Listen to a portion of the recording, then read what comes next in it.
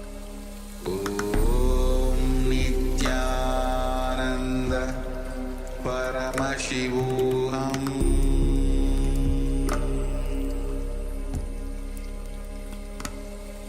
Om Nityananda Paramashivoham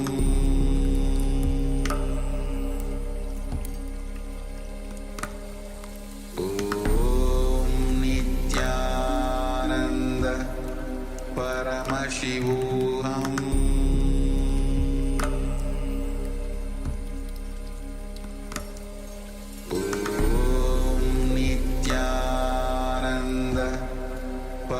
Paramashivoham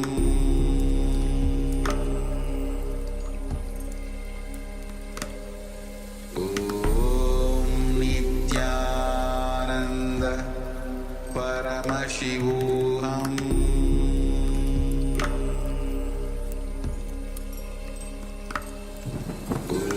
Om Nityananda Paramashivoham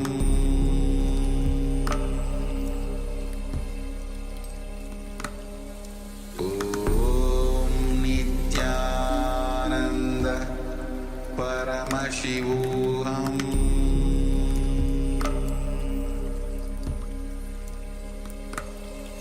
Om Nityananda Paramashivoham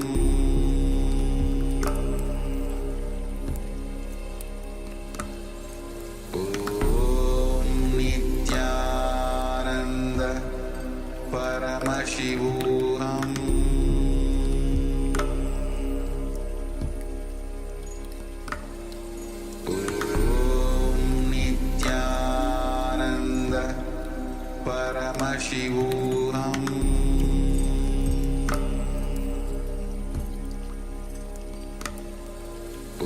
Om Nityananda Paramashivoham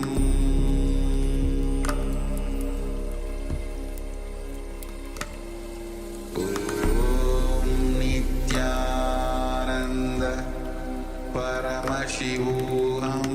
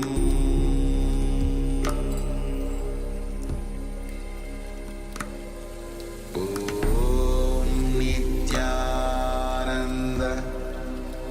Paramashivoham Om Nityananda Paramashivoham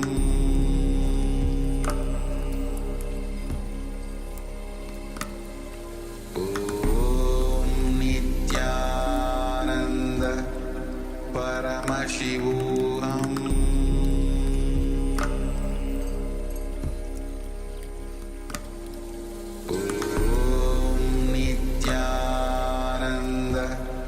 Paramashivoham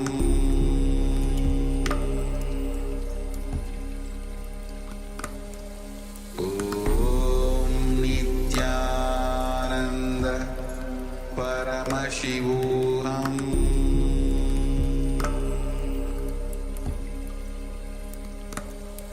Om Nityananda Paramashivoham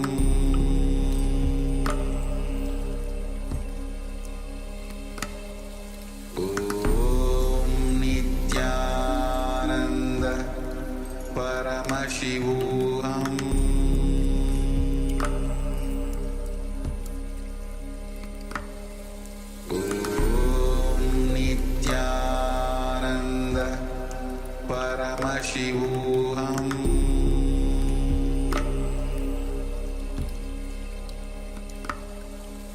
Om Nityananda Paramashivoham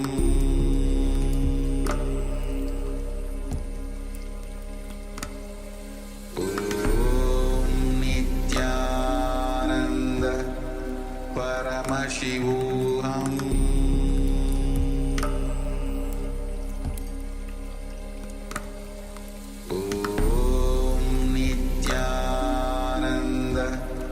Paramashivoham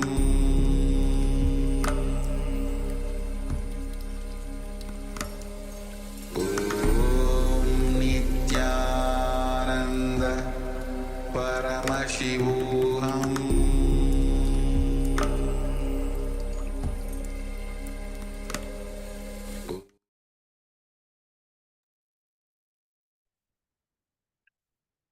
So now please settle down.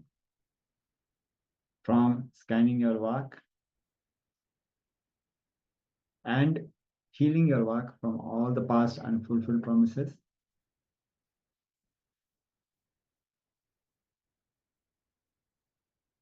Now we are going to move ahead with another powerful revelation by the Supreme Pontiff of Hinduism about how everything in life is made of our own expression. And when we do this exercise, we will also realize why it is important to complete with the current happenings in life, with your completion with others, how it will impact the entire life. So now let us prepare ourselves. So now we are going to move ahead with this exercise, guided directly.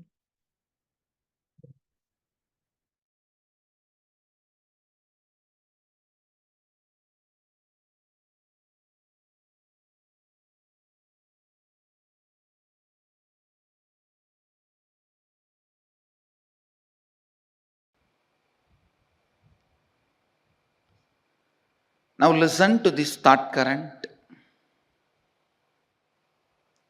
Everything your life is made of is your very expression. Listen, everything your life is made of is your very expression, experientially playing with them, changing them, altering them, manipulating them is powers, siddhis. Understanding, no need to play with any of this, you are beyond, and going beyond is enlightenment. Listen now. Listen now. Now what I said is pure science. Mahadeva gives a very powerful practical methodology to experientially realize this statement. The statement which I uttered now is a sutra, pure science. Whatever you see in your life, including the walls of this hall and me sitting in front of you, this throne, your chair, the people sitting around you, everything is made of a material which is from inside you. You can alter, manipulate, extend, reduce, change everything as you want. Please understand. Everything you see in your life is made out of a stuff which comes from your very self.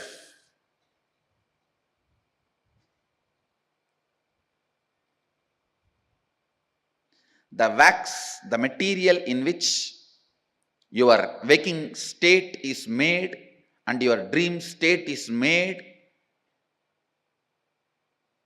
that material is from you, inside you, just like cobweb.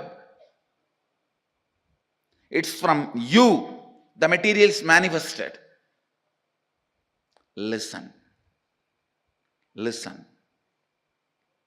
How this can become our realization. How this can become our realization. This thought current now which I said is a pure science. Now Mahadeva comes next to applied science. How to make that into reality for you and how to use that in your day-to-day life.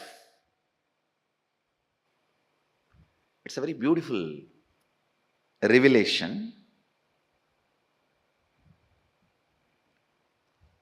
Listen. Mahadeva says,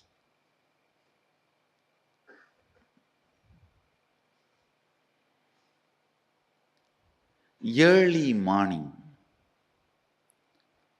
the period of Brahma Muhurta, where the so-called reality, waking state, has not become 100% real for you, and the dream state has not yet become 100% dream state for you, where you are just moving in between. Brahma Muhurta, morning 4:30 to 6, where your inner space, some moments is in waking state, some moments in the dream state. Make use of that time to infuse some ideas into your system. Listen. For example, you are feeling life around you and inside you is very poor. You are not having enough resources.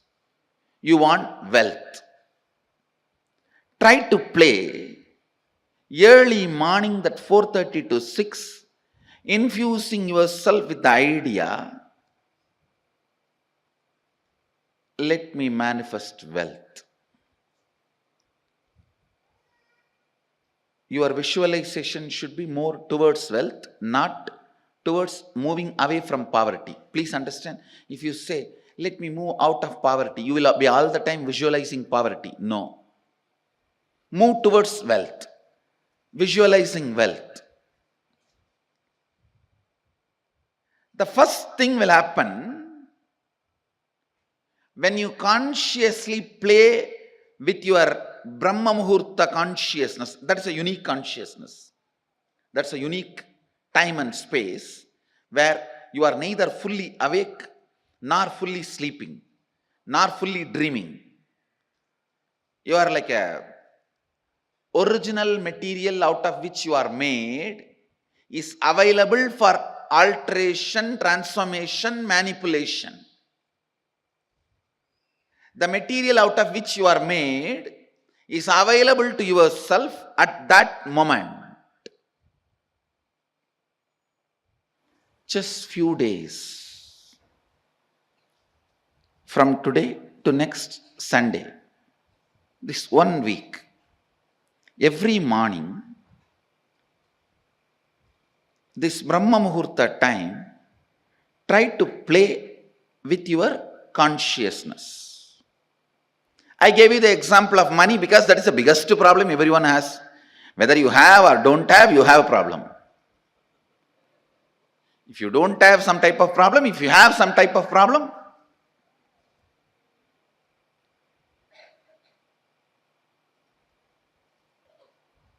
you can work on even your health.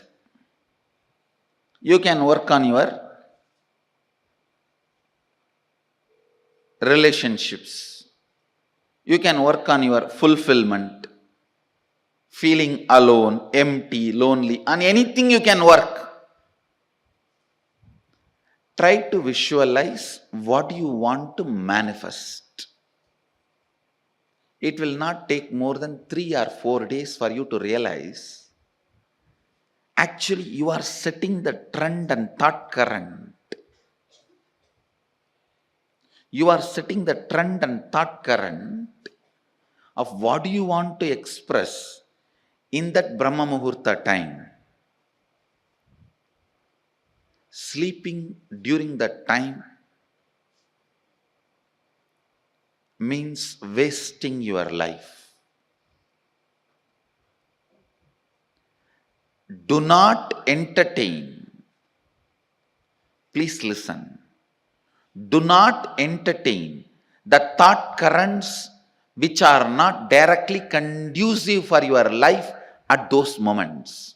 Because whatever you entertain during that time will become part of you.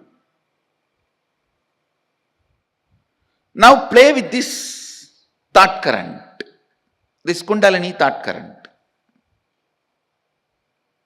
The first realization you will have is your whole life is not solid as you think. It is just liquid or semi-solid. it is liquid or semi-solid. You can manipulate it. You can manifest it. You can play around with it. Understand? Now, unfortunately, you guys have already frozen. See, after 6, you get frozen. Now, anything I tell, it takes time for it, that thought current to reach your being.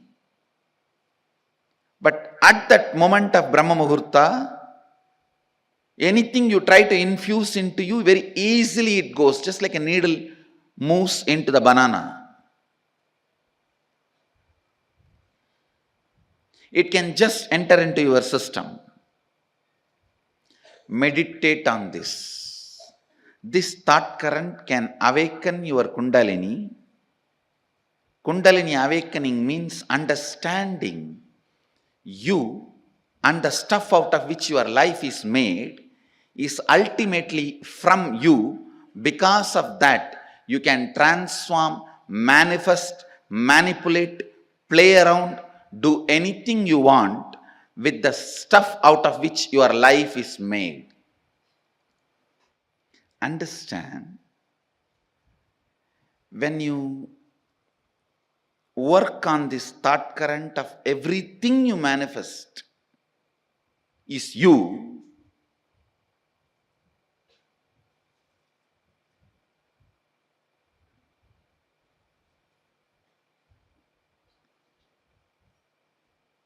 just work on it this week. In 2-3 days itself, you will understand the reality, the truth of this statement. I am not saying believe this statement, what I am uttering. No. It is too much, you can't even believe. You need to work with it. You need to work with this thought current.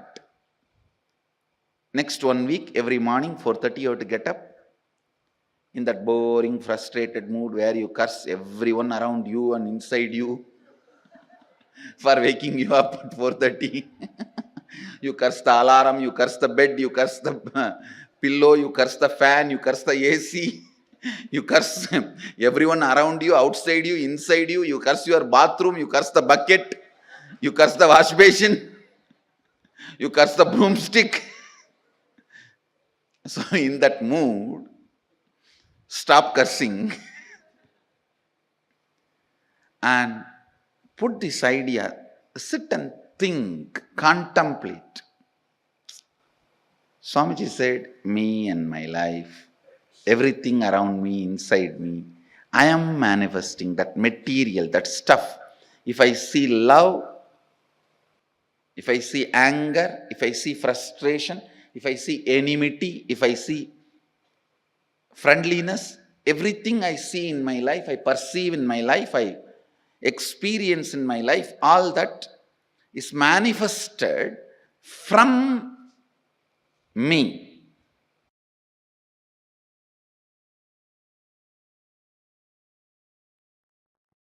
So I will enter into the second and third verse of Jnana Baddhati. Tatsarvam gatayishyami yoga yuktya shrunupriye yatsvarupam nijam suddham vyapakam sarvatomukam sarvabhudantaravastam sarvapranishu jivanam yogagamyam durasadam dushprabam hridadambihi. Mahadeva, Paramashiva, is saying in the second verse, Yat Swarupam Nijam Suddham, my state is real and pure. Listen.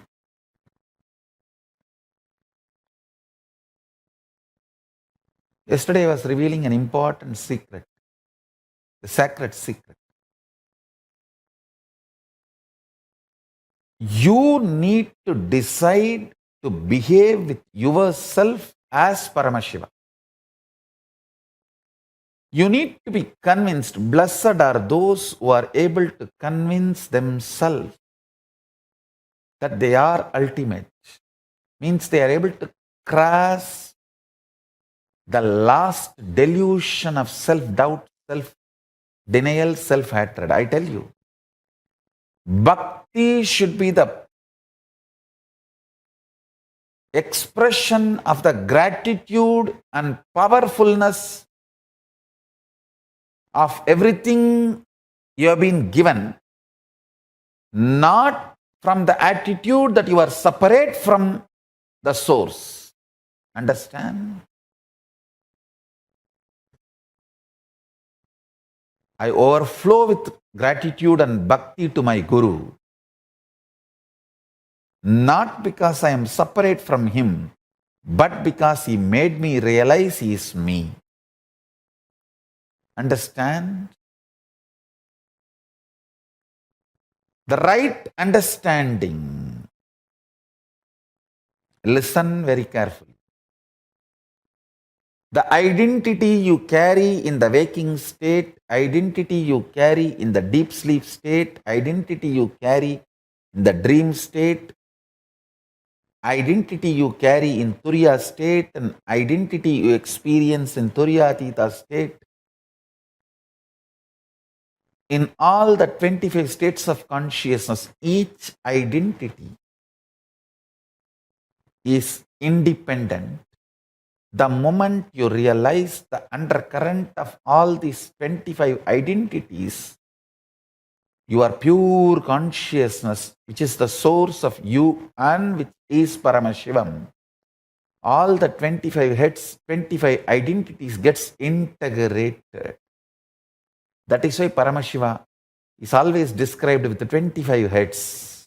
Means, who has realized his 25 identity is in oneness with his source consciousness, pure Paramashiva, ultimate. As long as your identities play separate games, without getting integrated to the source, you continue to remain in suffering. When you are ready to cross your self-doubt, understand, courage to cross the self-doubt, self-denial, self-hatred is tapas, vairagya. Ferociousness you need to cross your self-hatred, self-denial, self-doubt is called tapas. It can be psychological ferociousness, it can be physical ferociousness, it can be ferociousness to detoxify your system, ferociousness to break from patterns, ferociousness to break from addictions, ferociousness to manifest the higher understandings, ferociousness to live the higher understandings. It can be anything. Understand? The ferociousness to cross the self-doubt, self-hatred, self-denial, to reach you are one with Paramashiva is tapas. Blessed are those who decide they are one with Paramashiva, who cognize they are one with Paramashiva, because other than him, nothing else can exist. If something else can exist other than him, then he cannot exist. He is the only Purusha. There cannot be anything other than oneness. That is why it is oneness. So if you feel you exist, you are only Paramashiva. You exist only as Paramashiva. Any other identity you assume is assumption. Understand? Nothing else can exist. And nothing else exists. Demand everything to be Paramashiva. I tell you, that is what is manifesting the state of Paramashiva. Deciding, declaring yourself as Paramashiva to yourself, intensely demanding yourself to be Paramashiva by yourself is what is manifesting the space, the state of Paramashiva. That is what is manifesting the state of Paramashiva.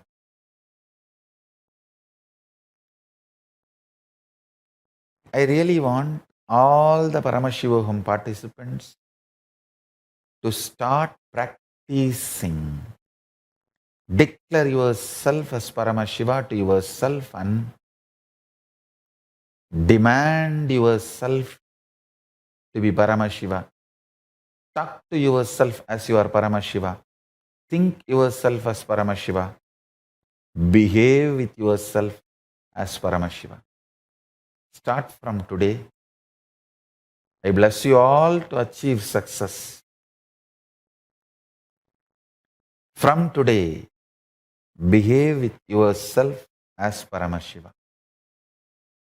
Start manifesting the state of Paramashiva.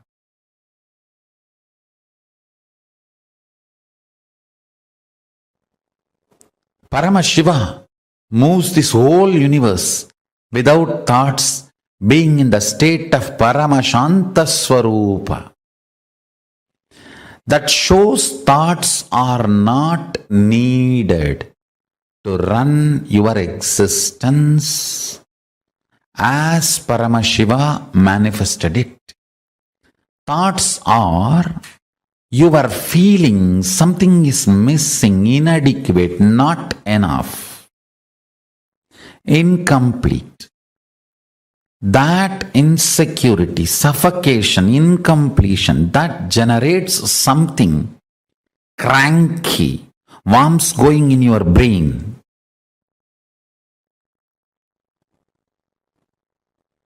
Parasites running in your intestine. That crankiness,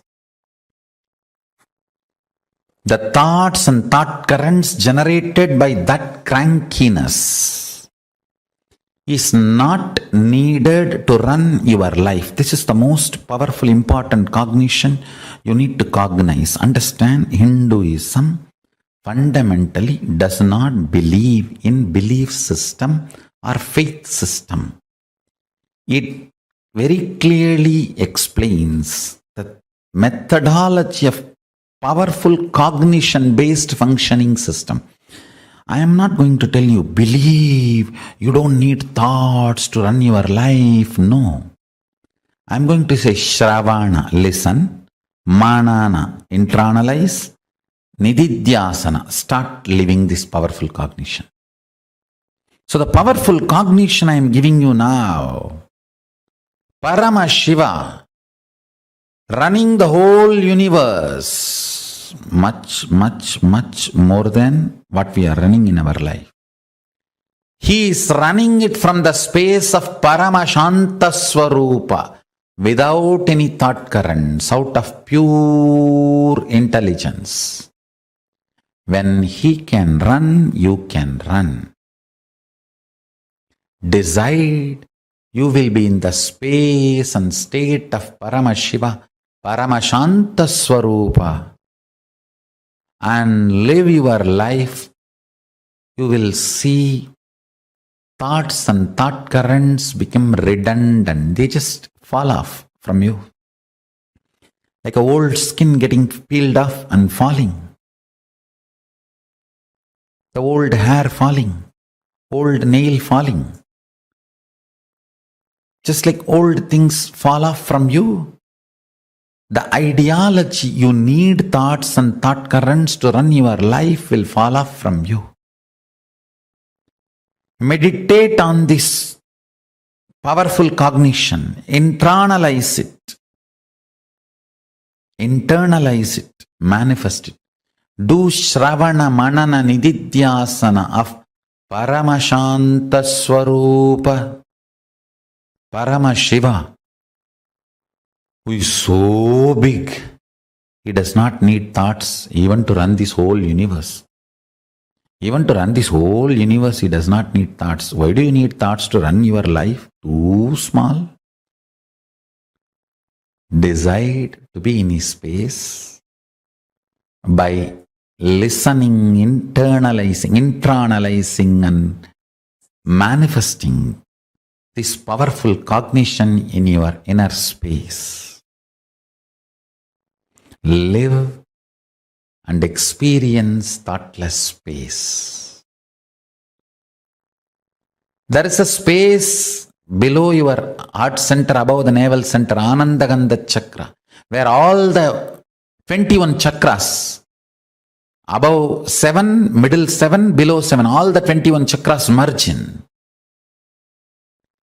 In that Anandagandha space, remember, you are Paramashiva. What you feel as Paramashiva, what you feel as I and Paramashiva is one and the same. With that decision to cognize Paramashivoham, Paramashanta Swarupa, Paramashivoham, he will manifest more and make you cognize you don't need thoughts and thought currents to run your life. Without thoughts and thought currents, just by directly manifesting his intuition and Paramashanta Swarupa, you become more and more efficient, more and more energetic, more and more alive, more and more spiritual, more and more strong, more and more enlightened. Your breathing and his breathing is one and the same. Please understand, this is the real good news he wants to tell you. If you are breathing, he is breathing inside you. Your breathing touches his breathing and comes back. Every time when you are inhaling, goes in and turns to come out, it touches his breathing and then comes out. So where your inhaling breath takes a turn as exhaling breath, that is where he is residing, he is available to you. His breathing and your breathing connects, only then takes a turn. That space is Paramashanta Swarupa.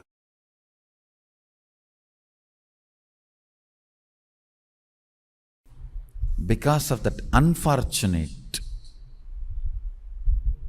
thought current of irresponsibility becomes spirituality, we lost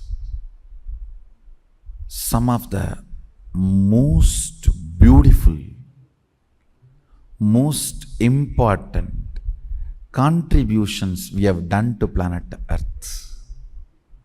The origin and ultimate, listen carefully, the origin and ultimate are one and the same in Vedagamic traditions. That is why the vision document is complete. The basic units, principles, tattvas with which we are asked to function is complete.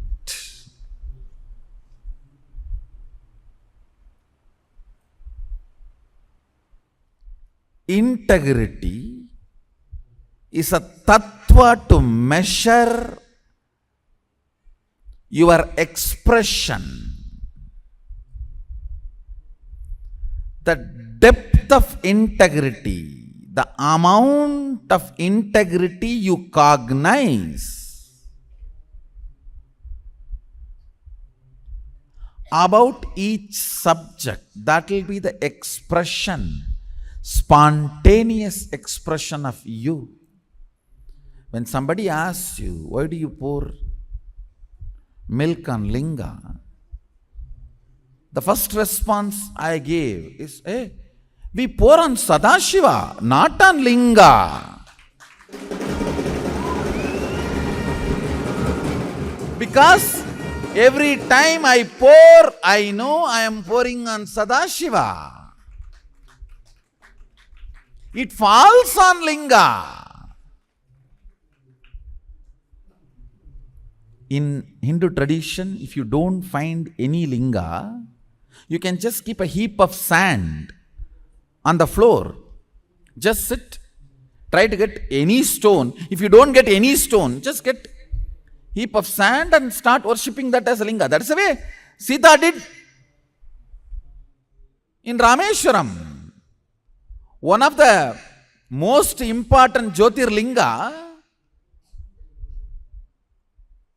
Ramanatha Swami, is just a heap of sand touched by Sita with the great sacred sentiment, the bhava, O Mahadeva, Sadashiva, Iha Agaccha, Igatishta. The power of bhava of Sita, the beach sand becomes Ramanatha. Understand? We pour on Sadashiva, not on linga. It falls on linga. Because we are so engrossed to whom we are pouring, sometimes we don't bother where it is falling. That is the first. This should have been a first response from any practicing Shaivite.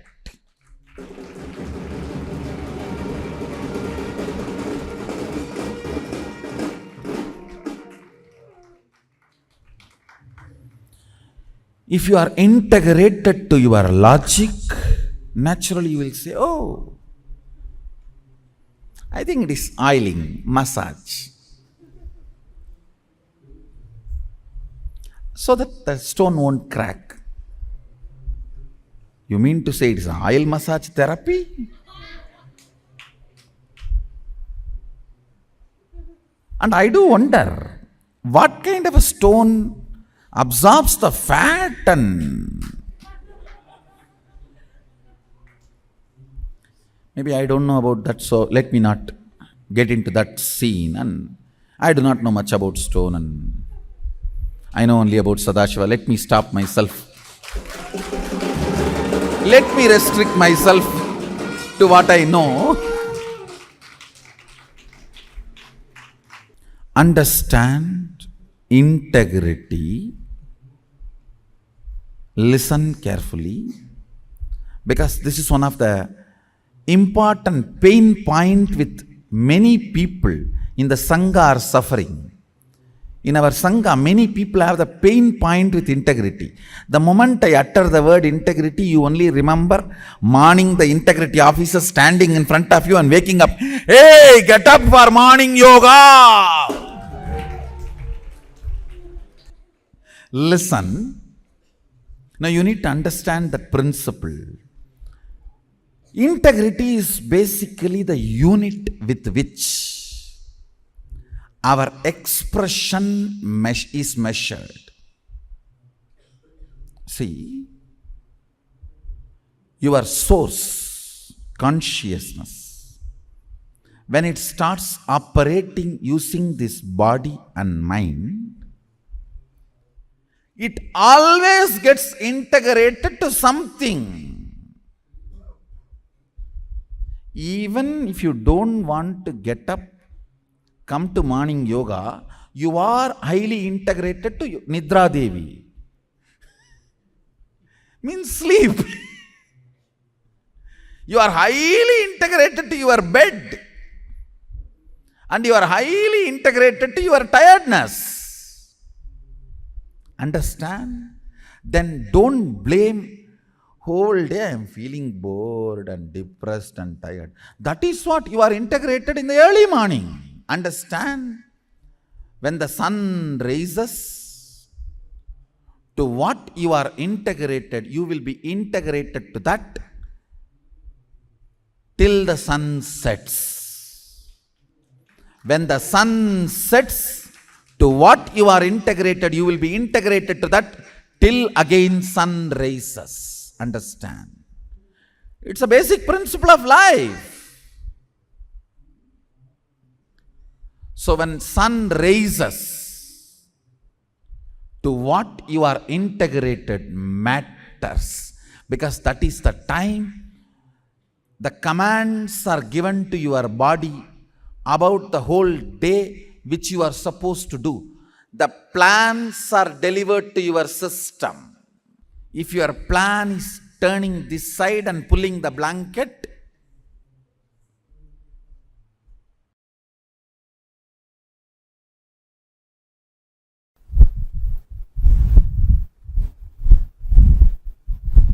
functioning with these powerful cognitions will make you experience your spiritual legitimacy. It will make you understand the best, most superconscious way to exist and relate. Understand? The most superconscious way to exist and relate. The fundamental principles, fundamental superconscious way to exist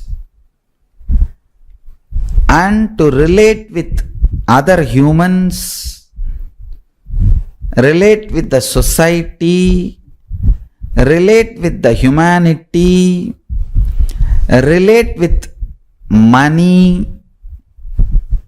See, from the superconscious existence, with the most powerful cognition, you are Paramashiva. If you relate with money, you will bring economical legitimacy to your identity. Poverty is nothing but economical illegitimacy to your identity. If you build the spiritual identity, right identity, you will manifest economical legitimacy, means wealth. You having wealth just because of your right identity is economical legitimacy for you. You having social success because of your powerful cognitions is social legitimacy for you. Because of your powerful cognitions,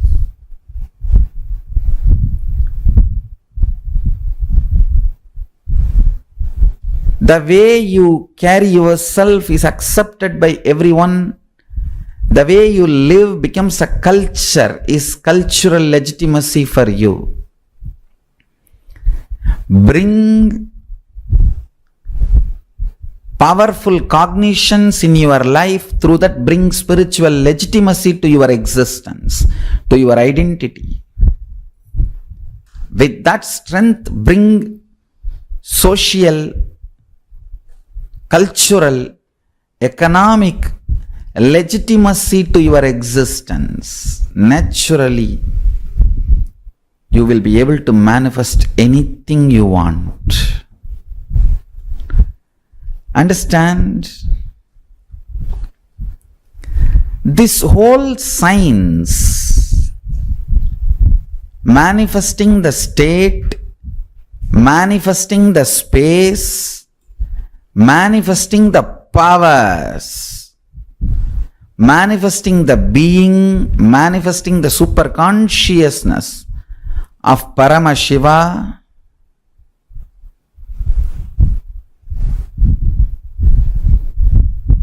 listen. If you bring spiritual, social, cultural legitimacy to you. You will understand this science of living enlightenment is the complete solution for all the problems individual or society or modern day humanity is facing. Then you will understand all the problems of the modern day humanity. Sanatana Hindu Dharma is solution. Whether the terrorism or climate change, natural calamities or man-made calamities, extreme chronic capitalism or exploiting pharmaceutical industries,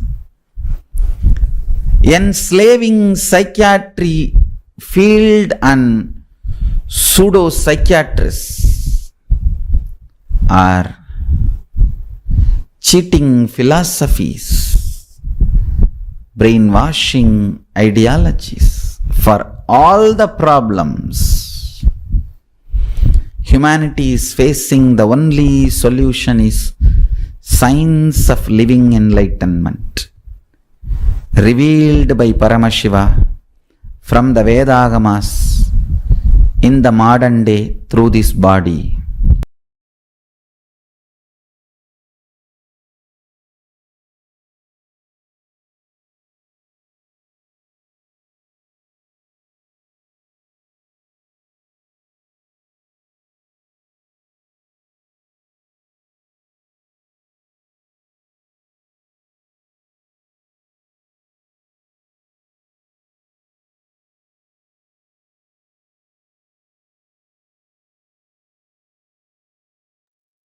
Yes, welcome the participants. After this wonderful revelation directly by Swamiji and the powerful cognitions, the truths that we heard in this powerful revelation, let us now take a few moments to practice the completion with Father. Describe the relationship you have with your Father. Go back in your life and describe all the incidents when you started judging him, having incompletions with him. Describe what actually happened, what he actually said or did, which is the world, and how you experienced it from your perspective, which is your my world. After that, invoke your Father in the mirror and complete at least twice by talking out loud. Invoke your Father and Swamiji's Atmamurti and complete at least twice by talking out loud. And if your Father is still in the physical body, call your Father and complete with him twice. Let us now do this process of completion with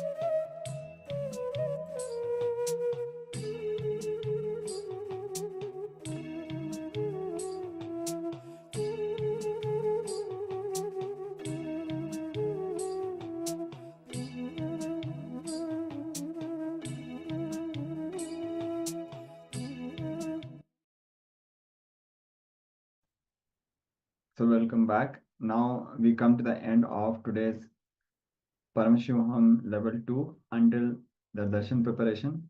So now we'll be moving ahead with the Darshan preparation. So we request all the participants to come to the space of listening and prepare yourselves to receive Swamiji, as now we are going to move ahead first with the Darshan preparation.